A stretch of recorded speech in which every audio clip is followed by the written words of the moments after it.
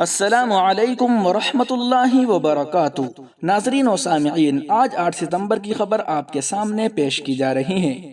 جمعیت علماء ہند کے قومی جنرل سیکریٹری مفتی سید محمد معصوم ثاقب صاحب نے آج ایک لیٹر پیڈ جاری کیا ہے، جس میں وہ لکھتے ہیں: عزیز غرامی قدر مولانا سید اظہر مدنی، السلام علیکم ورحمۃ اللہ وبرکاتہ۔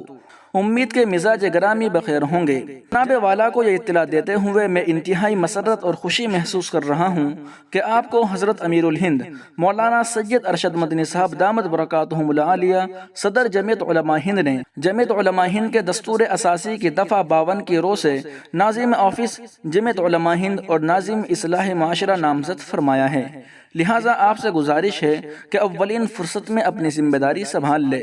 بارگاہ رب العزت میں دعا گو ہوں کہ اللہ تبارک و تعالیٰ آپ کی پوری مدد فرمائے تاکہ آپ اپنے فرائض منصبی کو بحسن خوبی انجام دے سکے، دعوات صالحہ میں فراموش نہ فرمائے۔ فقط والسلام، مفتی سید معصوم ثاقب، ناظم عمومی جمعیت علماء ہند۔ ناظرین و سامعین، ظاہر سی بات یہ ہے کہ یہ جمعیت علماء ہند کا بڑا عہدہ ہے اور ناظم جو آفس سیکریٹری ہوتا ہے، ایک طرح سے وہ عوام کے درمیان، قومی صدر اور جنرل سیکریٹری کے درمیان پل ہوتا ہے، رابطے کا ذریعہ ہوتا ہے۔ اس تقرری پر مختلف لوگوں نے مولانا اظہر مدنی صاحب کو مبارکباد پیش کی ہے۔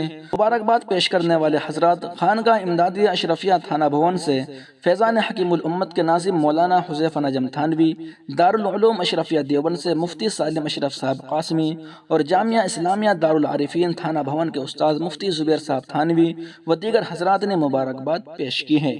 دعا کرے کہ اللہ تعالیٰ اس فیصلے کو امت کے حق میں بہتر فرمائے اور حضرت مولانا سید ارشد مدنی صاحب کی عمر میں خوب برکتیں نصیب فرمائے، آمین یا رب العالمین۔